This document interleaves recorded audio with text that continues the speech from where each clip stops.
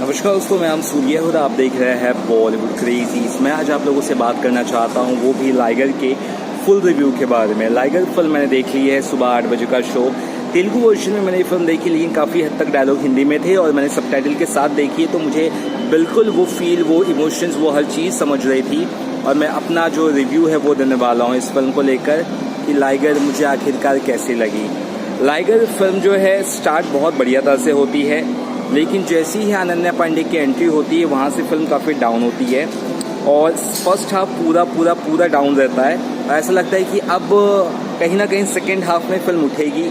Second half में film उठती है, एक्शन सीन ज़बरदस्त है। फिल्म के स्टार्ट में भी एक्शन सीन अच्छा है, फिल्म के सेकेंड हाफ में भी स्टार्ट होते हुए एक्शन सीन अच्छा है, लेकिन वापस से जब अनन्या पांडे की एंट्री होती है तब तक वो जो स्टोरी है काफ़ी ज़्यादा बोलते नीचे चली जाती है। और कहीं ना कहीं यहाँ पर ऐसा कुछ करने की कोशिश की है डायरेक्टर ने, एक्टर ने, जो हजम ही नहीं हो रहा है। स्टार्ट में आपने चाय वाला दिखाया लाइगर को और उसकी माँ के जितने प्रॉब्लम्स है वो दिखाए कि उसने बड़ी मुश्किल से अपने बेटे को बड़ा किया है, MMA फाइटर बनाना चाहती है, लेकिन आपको एक सीधा सीधा दिखाया कि उसको MMA फाइटर की ट्रेनिंग में उसको उसकी माँ फोकट में वो भी दिला देती है। और MMA फाइटर का जो ट्रेनिंग देते हैं कोच वो है रोनित रॉय। वहाँ पे किस तरह से ईगो इश्यूज़, बहुत से इश्यूज़ के चलते लाइगर जो है हमारा हीरो विजय देवरकोंडा बहुत इश्यूज़ के साथ वो आगे बढ़ता है और आखिरकार वो इंडिया में MMA फाइटर बन जाता है टॉप का। अब इंटरनेशनल MMA फाइटिंग करने के लिए उसे इंडिया गवर्नमेंट किसी तरह सपोर्ट नहीं करती है। उसके बाद में पता नहीं क्या जुगाड़ होता है, क्या नहीं होता है। MMA फाइटिंग जो इंटरनेशनल लेवल पे होती है वहाँ पे पहुँच जाते हैं हमारे विजय देवरकोंडा साहब। और फाइनल भी जो दिखाया गया वो इतना विचित्र ढंग से दिखाया गया है कि क्या बताओ आपको।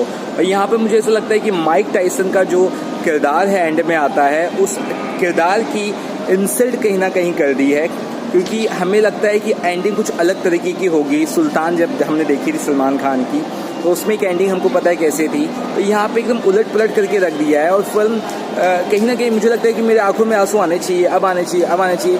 फिल्म में इमोशंस के नाम पे कुछ नहीं है। और ये फिल्म का फर्स्ट हाफ मुझे काफ़ी ज़्यादा सिर दुखने लगा, लेकिन सेकेंड हाफ में मुझे लगा कि शायद मुझे आयोडेक्स खरीदने की ज़रूरत नहीं पड़ेगी या झंडू बाम। लेकिन सेकेंड हाफ के बाद मुझे लगा कि मुझे आयोडेक्स और झंडू बाम लगता है दोनों खरीदने की ज़रूरत है, क्योंकि फिल्म मुझे इतनी वाहियात लगी है। राम्या कृष्णन का जो रोल है काफ़ी हद तक ठीक लगा मुझे, और मुझे लगता है उन्होंने ही कहीं ना कहीं ग्रेसफुल हल्का परफॉर्मेंस दिया है। और बाकी जो एक्टर्स है जैसे कि विजय देवरकोंडा की बॉडी अच्छी है, उनका मैनेजम अच्छा, मैं मानता हूँ बहुत मेहनत की उन्होंने एक्टिंग में, लेकिन जब पिक्चर की स्टोरी ही घटिया है, उसकी लिखावट सही तरह से नहीं की गई है, और आपकी स्टोरी का जो नायक है यानी किरदार है, जो मेन एक्टर है, वही अगर पब्लिक से कनेक्ट नहीं होता है, क्या मतलब है।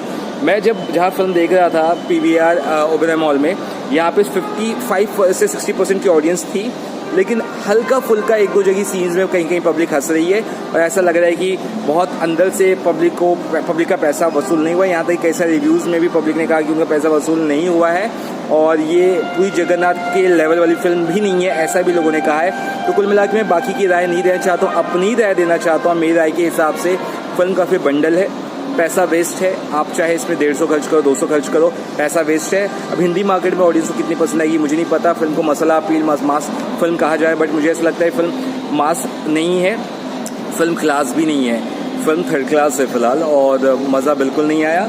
मेरी तरफ से इस फिल्म को जो है 2 स्टार की रेटिंग, और ये बिल्कुल जेन्युइन रेटिंग में दे रहा हूँ। इससे ज़्यादा मैं दे नहीं सकता हूँ। रीज़न ये है कि इससे ज़्यादा मेरे में हिम्मत ही नहीं है कि रेटिंग देने की और इस फिल्म को और बर्दाश्त करने की। फिल्म का हाथ पैर नहीं है, फिल्म में इमोशंस नहीं है, फिल्म में गाने अकड़ी पकड़ी लकड़ी पता नहीं क्या है, कुछ समझ में नहीं आते। विजय देवरकोंडा दिखते अच्छे, परफॉर्मेंस लूजर मैं ये कहूँगा, लाइगर नहीं कहूँगा, क्योंकि कहीं ना कहीं फिल्म कनेक्ट ही नहीं हो पाती है, और फिल्म जब कनेक्ट नहीं हो पाती तो फिल्म कैसे पसंद आए किसी को। तो मेरी तरफ से मैं सीधा कहना चाहता हूँ, अपने पैसे वेस्ट करने की बजाय आप जाकर कोई सुल्तान 2 बार टेलीविज़न पर देख ले या फिर OTT पर देख ले सलमान खान की।